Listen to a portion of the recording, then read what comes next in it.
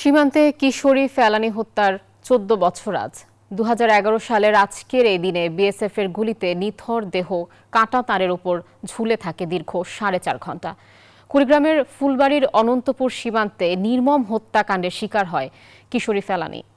বিচারিক কাজ ভারতের উচ্চ আদালতে ঝুলে থাকায় এখনও ন্যায় বিচারের আশায় অপেক্ষায় প্রহর গুনছেন ফেলানীর বাবা মা সহ স্থানীয়রা। মামলাটি দ্রুত নিষ্পত্তি হবে বলে প্রত্যাশা আইনজীবীর। কুড়িগ্রাম প্রতিনিধি হুমায়ুন কবির সূর্যের পাঠানো তথ্যচিত্রে ডেস্ক রিপোর্ট।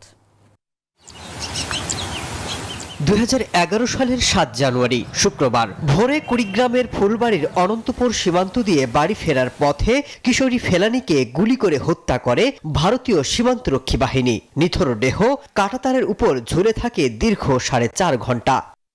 এ ঘটনায় বিশ্বব্যাপী তোলপাড় শুরু হলে ২০১৩ সালের ১৩ আগস্ট ভারতের কোচবিহারে যে মামলার বিচার শুরু হয়। কোর্ট বিএসএফ সদস্য অমিয় ঘোষকে নির্দোষ ঘোষণা করে।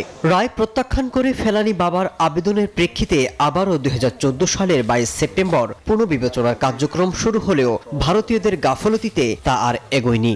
দৃশ্যটা আমার এখনো চোখে বাসলে, কারাতের দিকে দেখলে খালি ওটাই আমার কান্দা হয়, কষ্ট হয়। নতুন সরকার আছে বর্তমানে, সে জানি আন্তর্জাতিকভাবে আন্তর্জাতিক কোর্টে জানি এই বিচারটা ফেলানী বিচারটা হয়। সংসারে পরিবারের খুব অসহায়। আমার বাচ্চা কাচ্চাগুলা আমি লেখাপড়া করাইছি, কিন্তু আগের সরকার কিন্তু আমার বাচ্চা কাচ্চার ভরণ পোষণ দিতে চাইছে, কিন্তু ওদের চলে খাওয়ার মতো একটা রাস্তাও করে দিতে চাইছে, কিন্তু দেয় নাই। আমার বোনকে মারছে, তার জন্য কঠিনতম শাস্তি হয়। ফেলানী হত্যার সুষ্ঠু বিচার হলে বন্ধ হবে সীমান্ত হত্যাকাণ্ড বলছেন এলাকাবাসী। হত্যাকারী বিচারটা যদি হতো, আজকে ভারতের বিএসএফরা আমাদের অত্যাচার করতে পারতো না। বিচারটা যদি হতো তাহলে রাষ্ট্র এই বর্ডারের মধ্যে আর মারধর থাকতো না। ভারতের সুপ্রিম কোর্টে ফেলানী হত্যার মামলার রিট তালিকাভুক্ত রয়েছে বলে জানান আইনজীবী।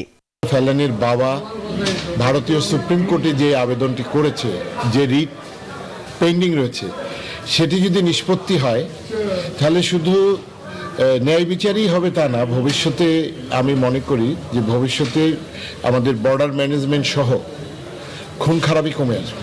নূর ইসলাম এবং জাহানারা দম্পতির ৮ সন্তানের মধ্যে সবার বড় মেয়ে ফেলানী অভাব অনটন দূর করতে কাজের সন্ধানে সপরিবারে চলে যান ভারতে। মেয়েকে বিয়ে দিতে দালালের মাধ্যমে দেশে ফেরার সময় এই হত্যাকাণ্ডের শিকার হন ফেলানী।